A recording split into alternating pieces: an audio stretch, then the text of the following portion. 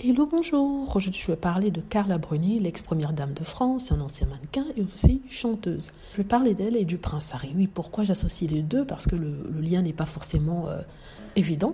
En fait, tout ça parce qu'elle a donné son avis sur le livre du prince Harry. On rappelle que le prince Harry a sorti un livre sur sa vie, un livre dans lequel il parle de sa vie, de sa famille, de sa maman, de ses problèmes de santé et tout ça.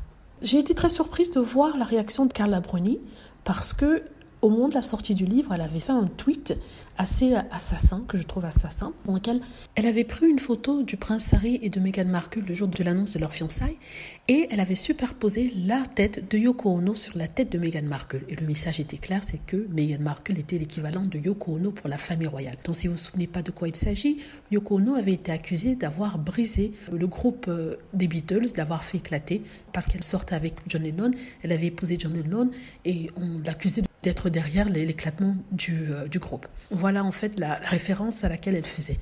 Et j'avais trouvé ça quand même un peu, pas malsain, mais c'était pas sympathique en tout cas. Et ça faisait croire qu'elle était très négative par rapport au livre. Et c'est comme ça avec certaines personnes. Hein. Elles ne lisent pas le livre, mais elles se permettent d'avoir une opinion négative dessus. Et elles refusent carrément de lire le livre. Par contre, en ce qui concerne Carla Bruni, elle a été plus ouverte que ça. Elle a décidé de lire le livre du prince Harry. Et ce qu'il en ressort, c'est quelque chose d'extraordinaire. Et le sentiment que la plupart des gens qui ont lu les livres ont eu quand ils ont lu ce livre-là. Voilà ce qu'elle dit. J'ai adoré le livre du prince Harry de Sussex. Je l'ai lu d'un trait et avec beaucoup d'émotion et d'intérêt. Il est rare pour une personne emprisonnée dans une telle position d'être aussi sincère, aussi limpide, aussi vrai. Il est rare pour quelqu'un dont l'existence est aussi radicalement prédestinée de combattre pour avoir une vie, sa propre vie, comme n'importe lequel d'entre nous, comme vous et moi. C'est courageux, c'est audacieux, c'est nouveau. Mais le prince Harry est bien le fils de sa mère. Le cœur du prince Harry, que l'on sent battre à chaque page, nous dit quelque chose qui nous concerne tous et qui que l'on soit. On ne possède qu'une seule vie et il nous faut la vivre autant que possible selon son instinct, selon son bonheur. La vie est trop courte et trop inutile pour croire que le bonheur n'aurait aucune importance. Aucune vie ne doit se priver du peu de bonheur qui l'attend. Voilà en vérité ce que nous apprend ce livre si singulier et si intéressant.